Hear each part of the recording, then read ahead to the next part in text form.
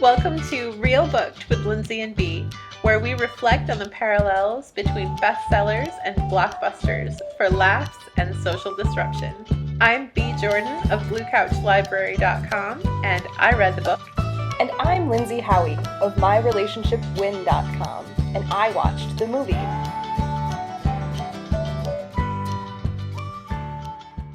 Hi, this is Bea. In this episode, we're going to talk about cultural appropriation, native erasure, and white people claiming native heritage. I hope any Indigenous listeners protect their mental health and skip out if you need to. For better perspective on these issues, we recommend Dan Dan the Transient at Dan Dan Transient on Twitter and the page Merciless Indian Savages on Facebook. Links will be provided in the transcript. Hey Bea, Hi, Lindsey. how are you? I'm good. Fantastic. What did you read this week? I read Where the Red Fern Grows by Wilson Rawl, published in 1961. That's amazing. I watched the 1974 adaptation of Where the Red Fern Grows by Norman Tokar, and it was actually narrated by the author, which I thought was a really interesting way to get the cohesive story, right? Like have the person that wrote it do your narrations. That's a really cool Hollywood trick. That is pretty cool. That makes sense to me. I think by the time that it was made into a movie, it was already being read in schools. Like it's a required middle school reading still in a lot of places. So I'm sure he had a heavy hand in the production. I know he used to go around to schools and give speeches to elementary and middle school students. That makes me curious about what this man talked about to children. You can find it on YouTube. There's somebody who cobbled together a decent recording because it was, the 70s, so it was hard to find a good one. For sure. I didn't make it all the way through the recording, but he's, just a sweet guy. Yeah. Talking about following your dreams and stuff to kids. Okay, well, that's good. Yeah. I mean, that kind of sums up the movie for me. Like, it was very much just this kid really wanted this thing, and by gosh, he was going to make it happen regardless of anything else, really. Yeah. Yeah, I definitely could see that. Actually, that was a read that I gave. I just posted about it on Blue Couch Library. I did a post. I'm sure you read it. I did. I read through the whole entire thing, and that's actually why I wanted to have this conversation with you, because I wanted to see kind of how much of the themes that you were talking to kind of were prevalent in the movie. So why don't you go ahead and let me know, for you, overarching theme, what stuck out to you the most, and why? What? Okay, so I'm going to do the one that I got as a kid and the one as an adult, because I read it as a kid, not as required reading, but just because I loved it. I read it multiple times. I still have a distinct memory of where in the school library it was housed. Oh my goodness. Because I took it out many times, because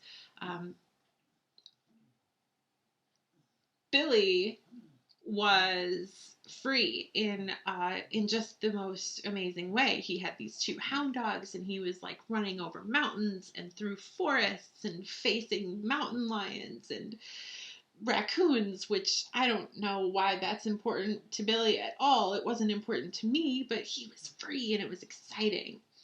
And that wasn't an experience that I had as a very sheltered kid. And right. So I loved this book. I loved the dedication of the dogs. I love dogs. I have a hound dog. He's a beagle. He's not like Big Dan and Little Ann at all, but but I sure do love him. So yeah, freedom was what I remembered from this book. And then also, I had a really super distinct memory of Billy walking through town to actually go and pick up his dogs. Yeah. That was the most clear memory I had of the book, was Billy walking through town, and then this gang of towny kids picking on him, and they call him names, and they step on his feet because he doesn't wear shoes unless it's winter, and just the whole vibe of, Billy is back backwoods country hillbilly good people. And the town kids are like what the rural communities think of people who live in cities who don't get it, aren't as connected to what nature, I don't know, goodness. You know, you can listen to any country music station and pick up on the mentality that I'm describing. And that was the theme that stuck out to me most in memory, and the one that I picked up on most in rereading it. There was a whole lot of Billy being just salt of the earth, good old boy, poor misunderstood Billy. Like, man, God and Jesus are on Billy's side because he is such a good old boy. It got a little bit much for me, actually, on my reread. That sounds like a lot. Mm-hmm. And it makes me kind of happy that I've never read the book. Him being good and you having that perception really is striking to me, because as I'm going through and I'm watching the movie, seeing this child being put in this position where, because he wants this thing so badly and he's willing to work towards it, that makes him a man. Uh-huh.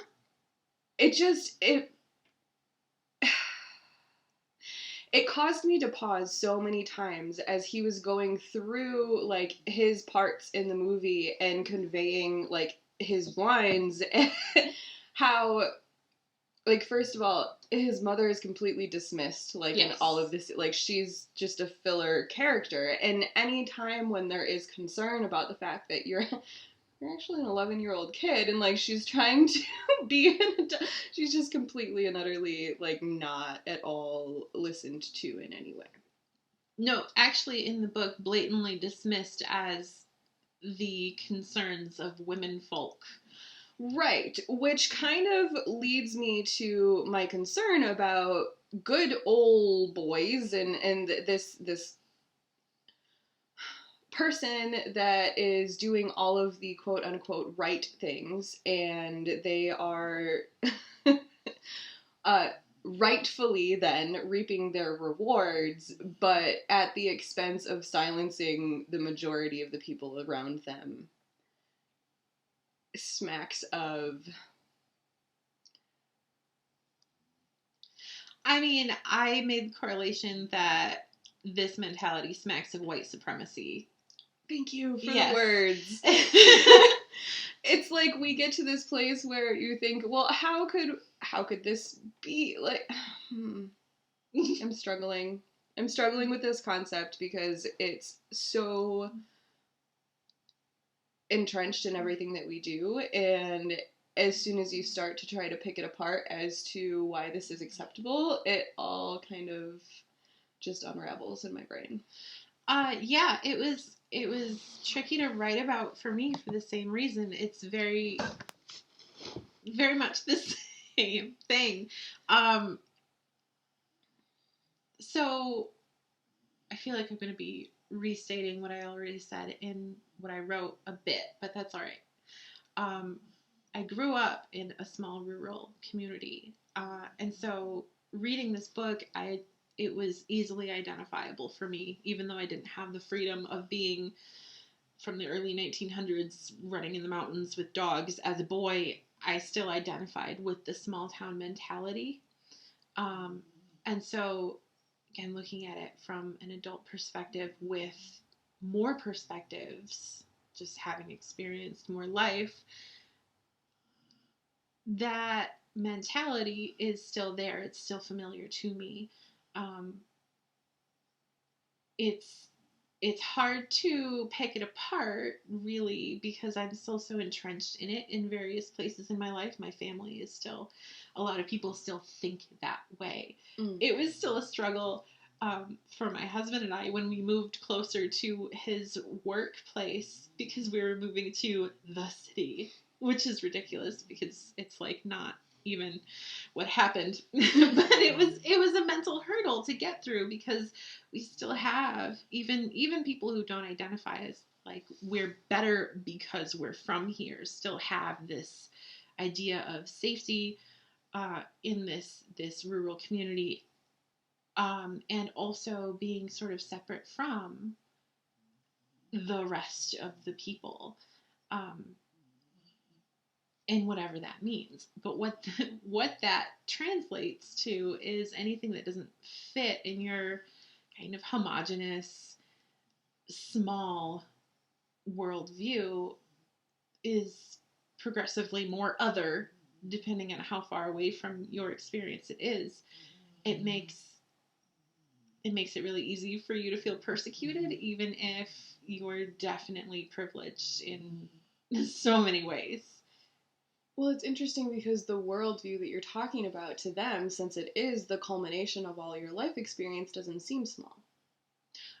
You never give yourself space to challenge it. You only see things from the check boxes that you align with, and everything else is scary. I mean, that's not individuals' fault. We do that as our culture, where there's a lot of fear in our culture. And it definitely ties to the white supremacy component and even back to the patriarchy component, because it's really that, and it's the intersection of that. It's the intersection of the patriarchy saying that anyone that is going to think with empathy or try to get you to think critically about your actions, that's just woman's nonsense. I don't. Yeah. Anybody who calls into question your choices, it's easy to dismiss them because they're not you. Yes. Yeah.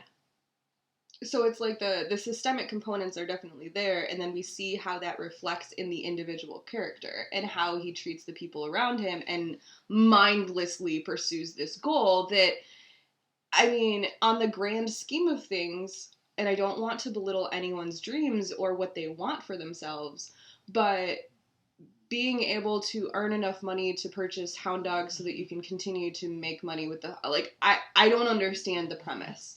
And that's probably because it's from the 60s and it just doesn't relate with a lot of my own worldview. Published in the 60s, but he wrote it earlier in his life, and he basically experienced it. It's semi-autobiographical. Right, so his childhood, so from 40s or 30s or whatever, and it's Arkansas. So, but that's another issue that I saw in the film, is that there are no characters of color. Yeah. I really thought that it was appropriative to have a movie with a title that the only reference to the title is an Indian legend. I don't know the basis for this or what culture it actually comes from, if it's from a culture or if it's just white people nonsense. I don't know. What I do know is that that's how they sold the movie, Where the Red Fern Grows, is because of this sub-story that was told at the end. So let's talk about that. I definitely want to talk about that. That's not something I was able to, I just didn't have space in what I was writing about to get into it, really. Also, I couldn't find a lot of information. The first place that we as white people should go when we have questions about Native perspective is Native perspective. Native perspective. We should definitely seek that out on our own and not just find someone and say, please give me the answers. So I started by Googling, and I couldn't find Native perspective on Where the Red Fern Grows. I don't know that it's not out there, but it's not readily accessible. I do know, and what I have found is that there are some stereotypes that it plays with pretty fast and loose, and some problems that are known that it uses in the narrative. So let me go back a little bit. Billy is, according to the book, his mother is descended from the Cherokee Nation. Oh. Okay, so is definitely the response to that, because a problem that I have become aware of, because I have sought out information and it's out there, is a lot of people claim to be to have Native American heritage, specifically Cherokee. That's a myth that comes up often. Cherokee people were romanticized as sort of rebels.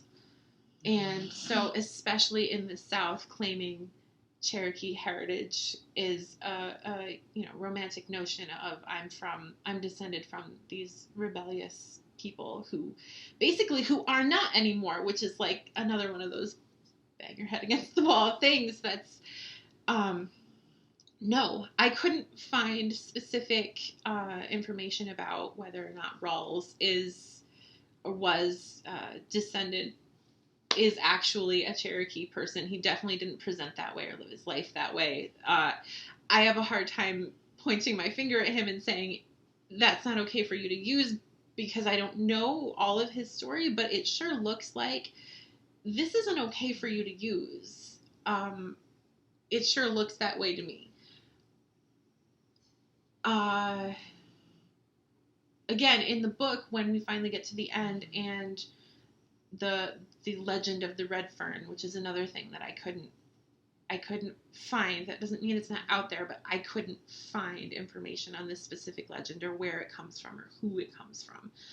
But when we get to the part where his mom is telling him the legend, that she heard it from her grandmother, the implication being like that's the familial link back to Cherokee people. Mm-hmm.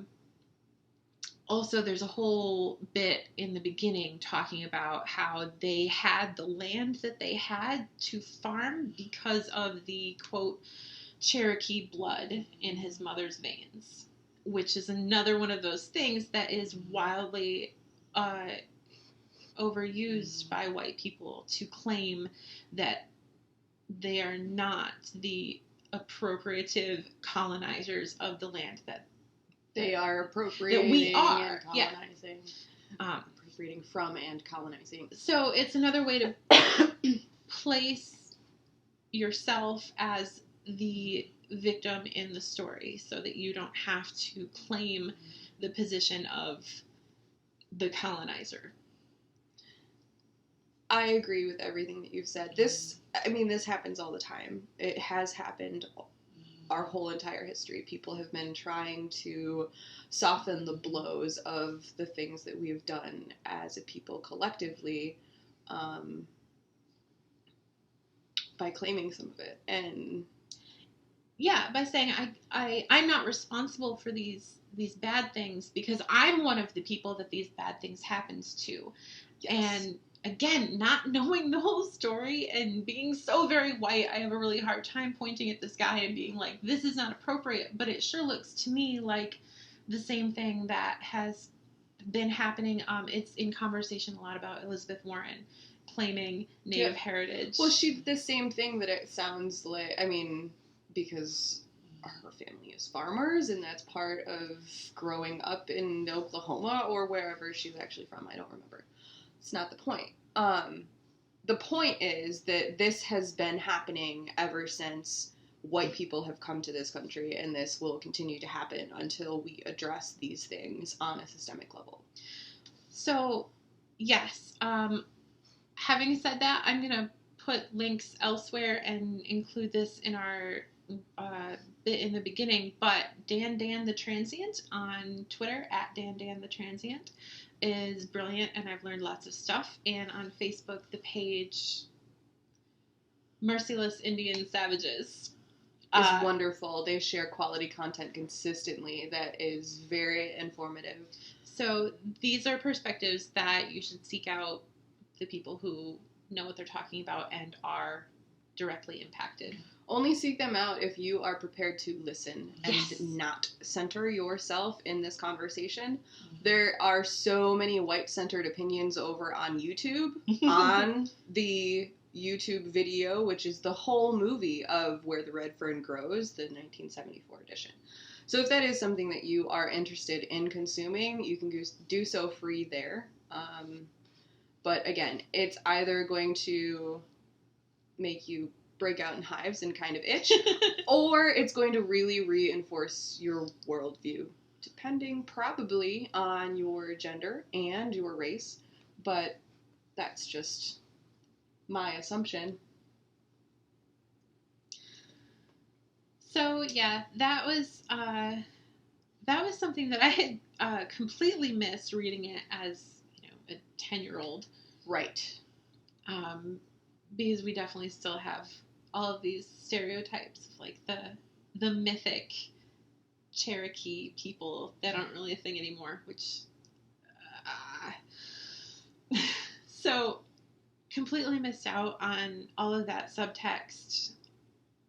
And it was just, for me, this story about this little boy and freedom, and then the absolute heartbreak. Ugly crying at the end. Ugly crying at the end, for sure. I find it ironic that, like, as small children, small female children, we're like, freedom is being able to run outside and not have to check in and just do what we want. Yes, preferably with some books and trees and dogs. Yep. Exactly. I know. I find that really kind of sad, actually, now that I'm really digging into it. That's all we really want, guys. Let us climb trees and have dogs. I wasn't interested in the hunting part. No, same. But I think that there is definitely some double standard here in that being free allows Billy to go and do whatever he wants, and that also is how he is just all the time. So it's not it's not a special I don't know. I feel bad for Billy's mom, I think is what I'm doing. Oh my god. Yeah. Okay, so when I was Billy's age, it was a whole thing to get permission to walk down the road a half mile to my friend's house. Billy took off to go on a 30-mile hike over mountain. Overnight To get to the nearest town, which he couldn't wait until the weekend when his grandpa was going to take him. He had to go right now, having told no one in his house, just disappearing and wake up and Billy's not there, and then come home and it's fine. Totally and utterly. Oh, we figured you did that. What? I mean, there was definitely some, like, stern, solemn looks. Not in the movie. No. No. In the movie, it was very much like, yeah, Grandpa told us what was going on. I'm like, this is so not realistic. First of all, this kid just hoarded enough money for your family to be able to survive for, like, a whole year. You would be pissed. You'd be whipping him. Come on. Like, you know that, like, white supremacy, authoritarianism, these two things go hand in hand because control mechanisms. So there's no way that this little kid just disappears for that long and doesn't have, like, really bad things happen to him. It's like imagining one of our kids just disappearing and being like, I came back with this, I don't know what even our kids would spend that much money on. Like, we bought the new Nintendo Switch. Like, where did you get the money? And you didn't buy groceries, you selfish little... No, we're good people. We don't speak to our children that way. But my point is that Billy's dad in the movie didn't speak to him that way in real life. That depiction is not accurate. I don't know, like, it is semi-autobiographical. I wonder about that. I wonder if that was Wilson Rawls remembering the very best of his family and encapsulating them in story form in that way. That, to me, would explain how his mother has so little depth. Oh, yeah, she's not a person. She's not a person. No, but that's a thing, right? We've already touched on that in our last podcast, actually. Mothers are not people. I mean, yes, that was... Yes. That's going to be a recurring theme as we go through these, though, because that is very much an archetype that our society does not want to empower for various reasons that we will get into in the future. But I think that it's interesting that this child, which we all agree that he is a child. Like, by the end, he's a preteen because he has to work for so long to actually be able to afford the dogs, and then he has them for however long before they move.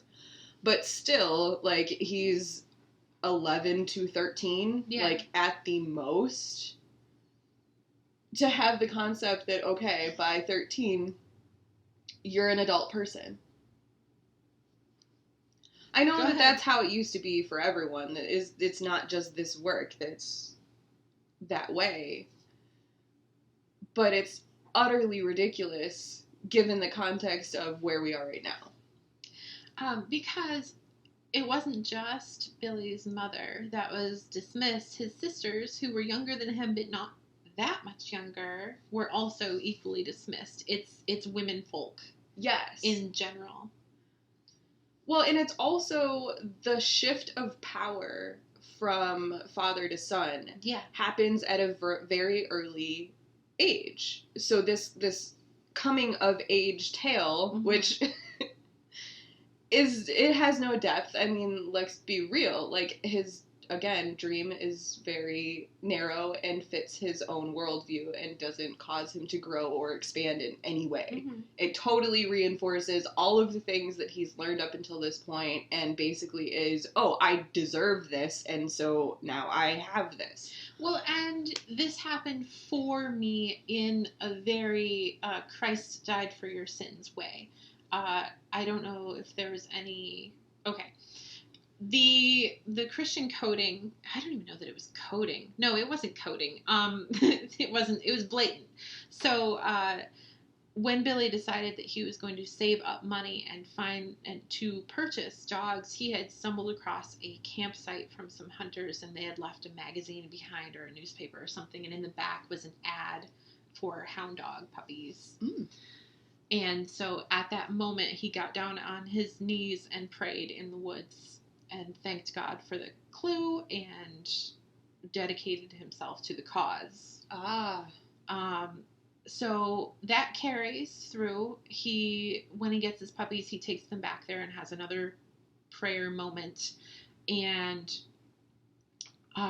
remember, when the puppies died, they died for him, right? Right. That's a common theme, in the savior theme is frequent in literature. So the way that went down in the book does not really parallel the movie, in that Billy's grandfather was actually the person that facilitated the purchase of the dogs. So there wasn't a come to Jesus thing. There was reference to God a couple of times and having to work for what you want. Like, that was the way that they framed it in the movie. It was, if you have work ethic and you put in all of that work, then by golly, you're doing the right thing and what you want will be bestowed upon you. So, yeah, those lessons are taught to Billy through hunting stories with his dogs. I remember the very first hunt that they go on after he has them all trained. They tree a raccoon in, like, the biggest tree. Oh my God, I hated this scene. I hated it in the book, too. So he had to cut down the tree to get the raccoon, and he chopped the tree for, I don't know, 3 days or something absurd, because he had made a promise to his dogs, and a man, capital letter down there, a man follows through on his promises, no matter what.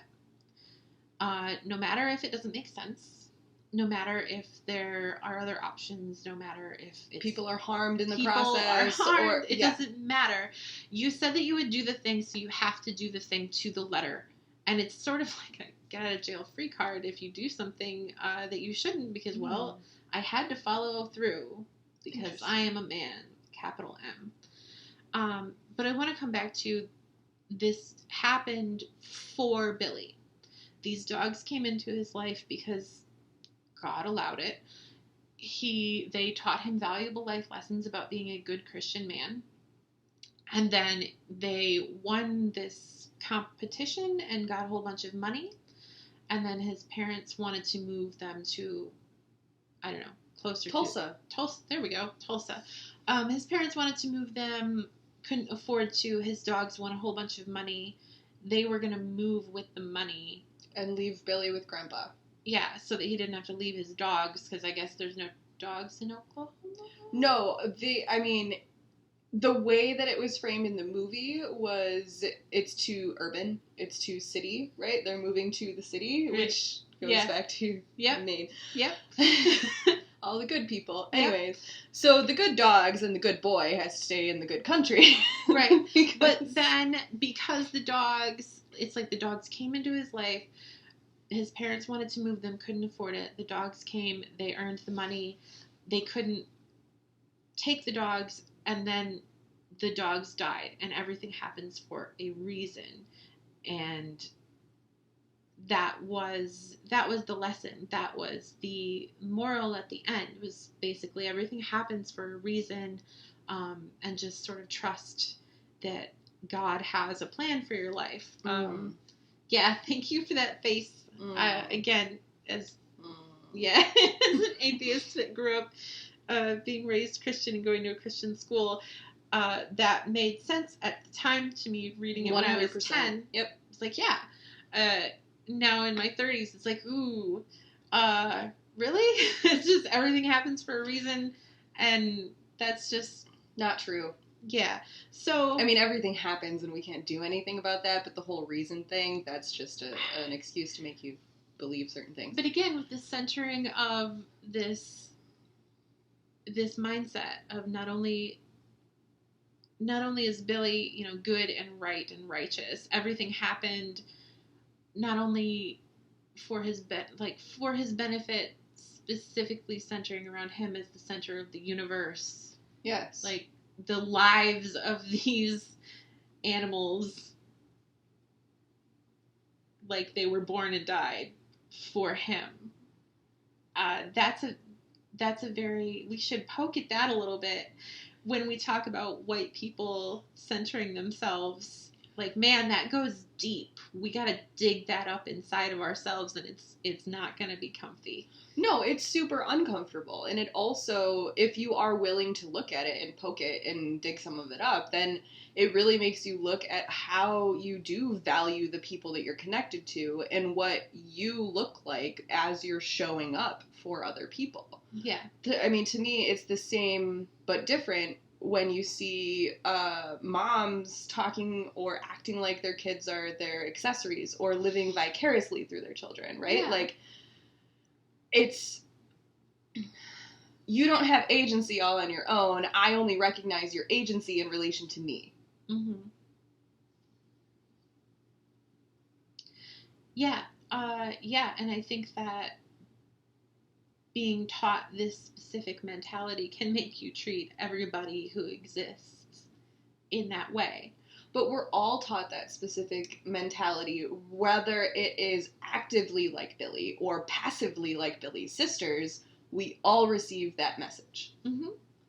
So it's recognizing that has been internalized regardless. Like, I can't say that it doesn't affect me because it's there. Definitely. And then owning that and figuring out what that means for you and how you go about dismantling that for yourself so that you can have richer experience and a wider worldview and just better depth in your own life.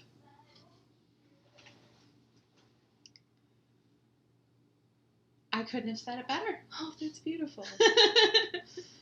So overall, then, now that you've had a couple goes, right, through the book, you've had a little bit of time to kind of distance yourself since the last reading, what do you think as far as what people should do with this book?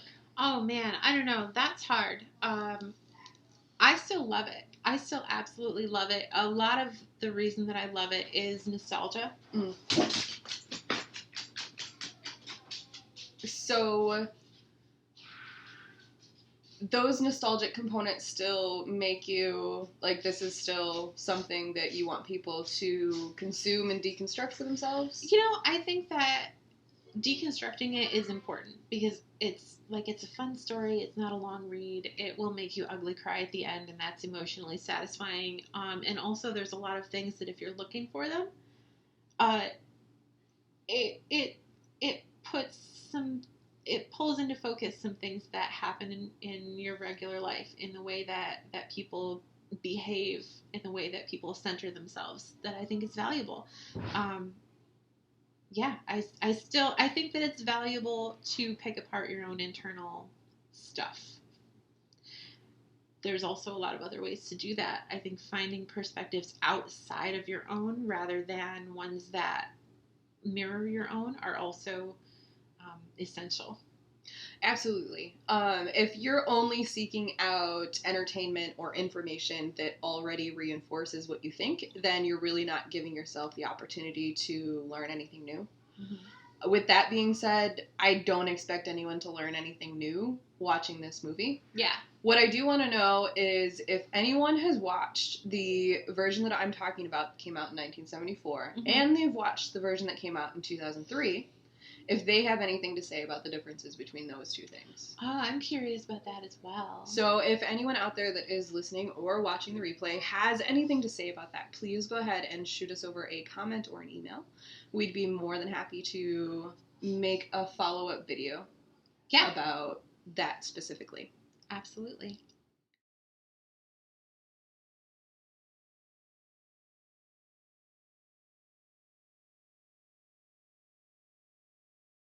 Thanks for listening. You can join the conversation in our Facebook group. The page, facebook.com/realbooked, will direct you there. If you want to support us and get more content, find us on Patreon. And you can always email us directly at realbooked@gmail.com. There will be links in the transcript. All music in this episode provided by purple-planet.com. Hope we hear from you soon.